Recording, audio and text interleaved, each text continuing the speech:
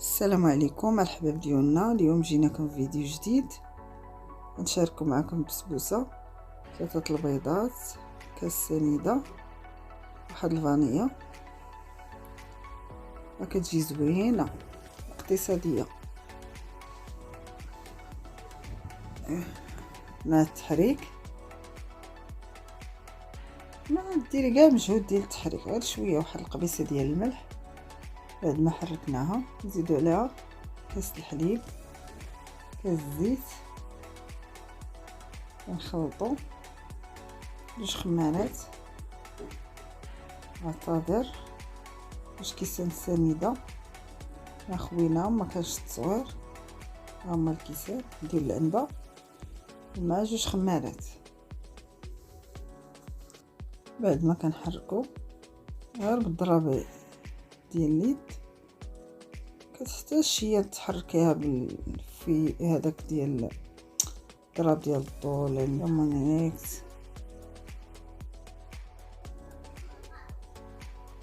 بعد ما دهنا المول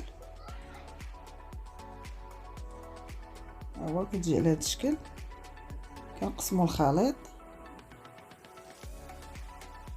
نديروا النص. من بعد ما دخلناه للفران على عافيه مهيله معكم. بعد ما رجعنا معكم غنحضروا معكم الكريمه. درنا فيها 3 المعالق نص الحليب، في 3 المعالق ديال النشا، في 3 المعالق ديال السنيده. كنبقاو نحركو وكندوها من بعد البوطه. من كتكون فوق البوطه كنقصوا عليها العافيه وكنبقاو نحركو حتى كتعقد على حساب كنبقاو نحركو حتى كتعقد. من كتعقد على حساب نتوما واش بغيتو، واش بغيتوها تعقد بزاف، واش بغيتوها غير شويه، المهم على حساب. هذيك الساعه كنزيدو فيها 3 المعالق ديال الجبن، 3 المعالق ديال الجبن. وهاد الجبن انا فضلته على دوك، على الفرماج، على دانون. وثاني كيبقى داكشي اختياري نتوما وكلش كيعجبو. غير انا جاني هذا ساهل، جاني منه يقدر يكون عندك في الدار وتستعمليه باش كتجي بسيطه. من بعد كنحركو مزيان. فاش كنحركو كنكونوا جبدنا ديك البسبوسه من الفران، كنخويو على هذا الخليط. بعد ما جبدناها هي الا لقيتوها يدكم ما كتلصقش صافي راه مزيانه. هاد اللقطه مشات ليا ديال فاش دخلنا. المهم غير ما كتكبوا على داك الخليط ما تنساوش غير تمسوا بيديكم ما تلصقش صافي راه مزيان. غنخويو على داك الخليط داك الاخر، الخليط الاخر ما غنخويوش عليه. تنشوف الا كان عاقد غنزيدو فيه الماء ولا الحليب. كان هو هذاك راه غنخويو نعاودو ندخلوها للفران. غير في الفران ما نساوهاش، حيت هاد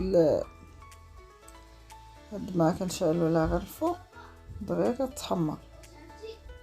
فاش كنبغيو نخويو كندورو باش كتجينا بحال تجي مستوي كتجي بحال باش ما نكبوش في واحد البلاصه وبلاصه اخرى ما نكبوش. ندورو فاش كنبغيو نكبو ندورو باش يجي بحال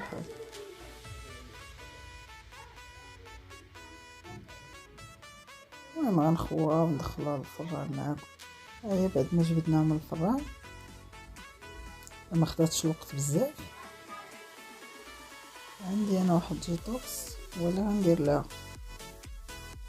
نتوما على حساب كل واش كل دير كاس الماء وواحد الفانية شي 2 معالق سنيده باش تسقيها. صايب السيرو كاين اللي غيسقيها بالليمون، اما على حساب كل شنو عنده يقدر يدير. غير الا كانت سخونه نسقوها بشي حاجه بارده، كانت بارده نسقوها بشي حاجه سخونه. هذه غير جربوها اقتصاديه كتجي لذيذه. غير هي كتبغي تبرد زين على حساب كل كيفاش كيبغي يزين. بحال انا غندير غير شويه الكوك هو اللي موجود عندي غنديرو. نتوما كله اللي عجبو اللي عندك في الدار زيني بيه. بعد ما درنا الكوك غندخلوها للثلاجه تبرد. ها هي بعد ما جبدناها من الثلاجه نقطعها معكم. هي حاجه وحده ديال هاد البسبوسه كتبغي خصها تبرد. المهم هاد البسبوسه كتجي اقتصاديه ولذيذه في نفس الوقت، بصحتكم وراحتكم.